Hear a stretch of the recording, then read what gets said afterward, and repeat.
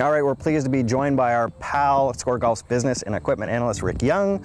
Rick, off the top of the show, I spoke to Lawrence Applebaum, and we did discuss the Canadian Open, how it's probably going to stay in the Greater Toronto Area. However, we didn't delve into what course it might go to with Glen Abbey's future in doubt. So pick it up from there.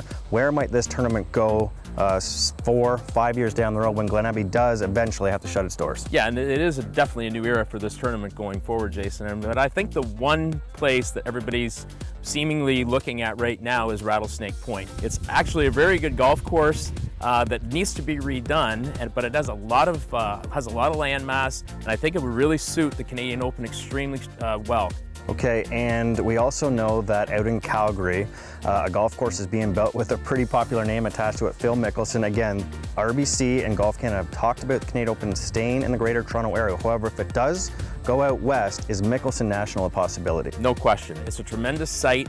It has a lot going for it. Once that golf course gets into the maturity process and gets around 2022, I think that we're going to see and hear about a Canadian Open heading to Mickelson National. Well, one thing we know about the Canadian Open is its title sponsorship is secured. RBC is on board. They signed an extension last year. They are there for the foreseeable future. However, there are some other events where there's question marks. The CP Women's Open, CP's title sponsorship is up for renewal soon.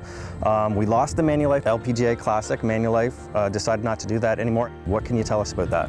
I think the one that really is solidified right now, obviously, is the Canadian Open. But beyond that, when you start looking at the others, losing the Manulife LPGA Classic was really a serious blow for the LPGA Tour. The players loved it, and it's not going to come back in any form at this particular point, from what I understand. And that's unfortunate, because I think certainly in Ottawa it would be a tremendous boost. I've talked to some folks with CP. They say that they want to come back and that they will sign an agreement. However, that hasn't been signed yet. I think negotiations have not been ongoing. So I'm waiting to hear exactly what's next for the CP Canadian Women's Open. I know from the standpoint of Golf Canada, they want to have that back and they want to have CP involved. So we'll just have to see where CP lies with it. Well, I was in Ottawa this year. The CP Women's Open there was fantastic. Obviously, the Brooke Henderson effect was there, and it was great. It's a great tournament. And speaking of excitement, finally, Rick, finally, Topgolf appears to be coming to Canada. Fill us in. What can you tell us about such an exciting new phenomenon that's really taken hold in the States and hopefully is coming to Canada? We've waited a long time for this. It's been mentioned a lot over the years, and it's finally happened.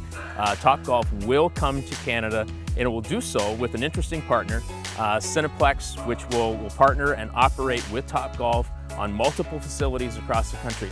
Topgolf is not just about going to Vancouver, Calgary, Montreal, and Toronto. I think there's a distinct possibility that you're going to see places like Edmonton, the Kitchener-Waterloo region, Halifax, Quebec City. I think all of them could be in line, and there are going to be multiple uses of them. Okay, so there you have it, some positive and some negative news when it comes to the industry in Canada here in 2017.